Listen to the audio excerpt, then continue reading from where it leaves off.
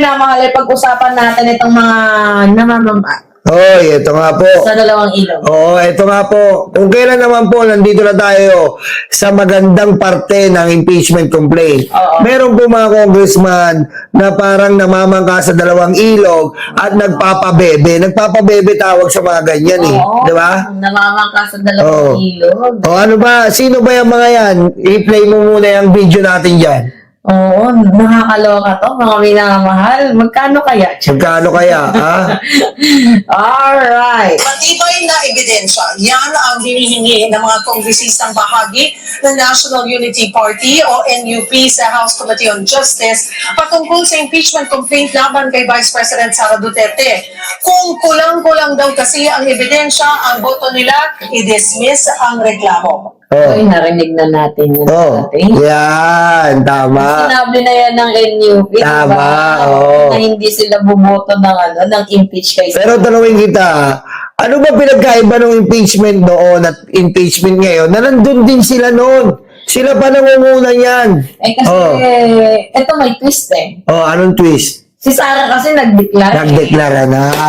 Yan. Natatakbo. Yan. So, it's either win or lose, take the chance na lang. Oo. Parang play safe. Play safe sila. Pero ako Oh. meron na akong initial things. Oh.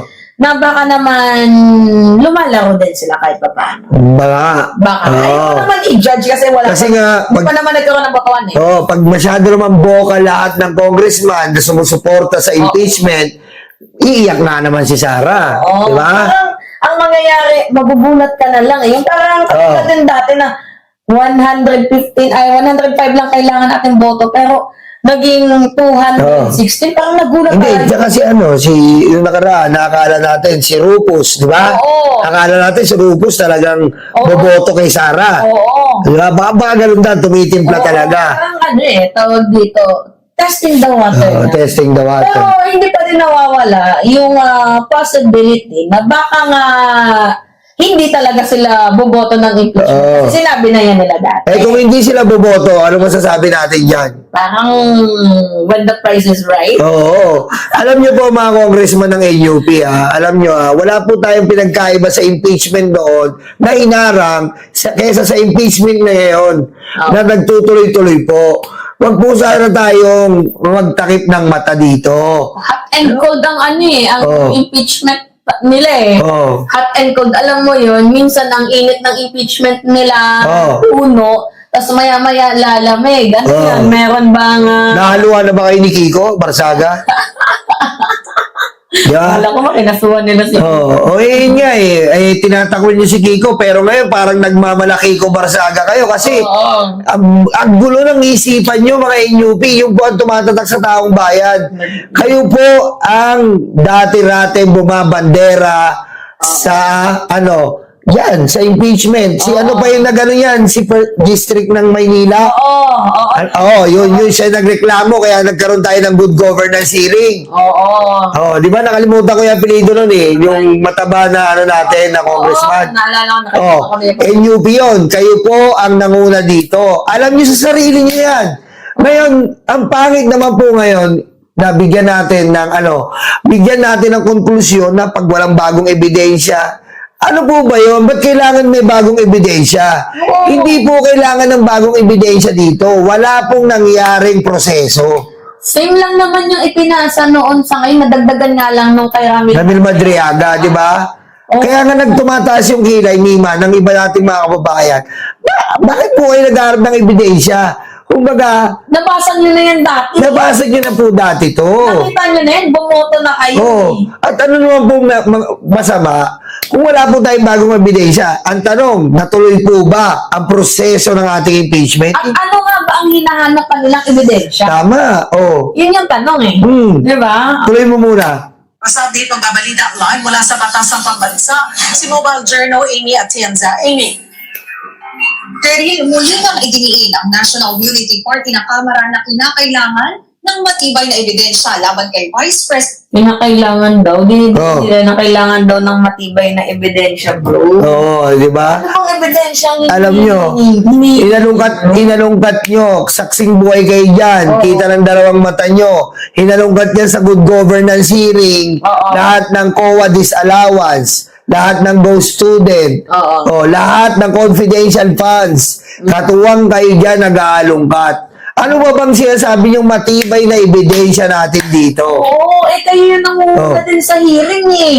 Oo. Dati, di ba? Tapos anong ebidensya pang hinahanap ninyo? Ano ba yung gusto nyong kalkalin? Oo. Medyo nagtaka lang ako dito sa part na parang nag-iiba sila ng timpla. Pero minsan kasi iniisip ko din, may doubt din ako na baka naglalaro lang din. Sa bagay. Kasi Diba? kapag sinabi na buhos ang suporta sa impeachment, iiyak masyado si Sara. Oo. Pwede. Pero hindi lang natin alam. Hindi natin alam. Kaso, hindi natin alam kasi nakakaduda talaga eh. Kasi ang nagiging vocal sila na ito, yung naririnig natin. Kaya ito yung pinagbabasehan namin. Pero naniniwala pa din kami at the end of the day na baka sana kahit pa paano basahin nyo ulit na Oo. yung impeachment. Kahit nagiging vocal na kayo na ayaw nyo nang i-impeach itong si Sara, nagbabaka sakali pa din kami na baka sana pag dumating yung complaint, nabasa ninyo yung papel, Tama. iboto ninyo yung karapat-dapat. Oo. Diba? Kapag perma-perma, Oo. kapag sa tingin nyo hindi, wala kaming magagawa. Oo, kasi isipin nyo ng mga NUP, kung nilinya kayo kay Suntay, baka mapagkamalang pa kayo ng Manyakis, boboto kayo ng no. Nako, mapagkakamalang kayo Manyakis. So, huwag nyo nang asahan nyo, di ba? Tuloy mo. Sara Duterte para tuluyan nilang maipakita ang kanilang buong suporta rito. Sa inilabas na pahayag ng NUP, maaari raw silang bumoto para i-dismiss na lamang ang impeachment case ng bise kung kulang ang ebidensyang may papakita. Ay, bakit na pala silang bumuto? Oo, dismiss, no? Di-dismiss? Oo. Ilan na ba yung miyembro ng NUP? 40? Mga ganon yung Mga NUP. 40. O, 40. Diba? Oh, pero yung isa dyan na si Defensor, yung dapat magiging prosecutor, NUP siya, pero taliwas siya sa Pananaw. logic ng NUP. So, Oo. maganda. Pero, ito, lilinawin natin sa inyo mga minamahal. Ang kailangan lang natin na boto is 105. Oh, 105, Eh, 106. kung yung NUP na yan, ayaw, wala tayong magagawa. Pero kasi kung sa mathematical computation, yung grupo ni former Speaker Martin Romualdez, lakas CMD, malakas talaga, Oo. super majority. Malakas yun, super majority. Oo, super majority ang lakas CMD. So may 54 na tayo. So I think yung bubuo sa kulang, yung 52 or 51, Oh. I think yung grupo na yan ni Martin Romualdez. Oh. Feeling Tama. ko, Oo, kasi isa si Martin Romualdez, si dating speaker na may malaking lakas CMD. And meron din po na mga tiga-NUP na hindi po sang-ayon din po. Isa na nga yung si Defensor dito sa desisyon ng NUP.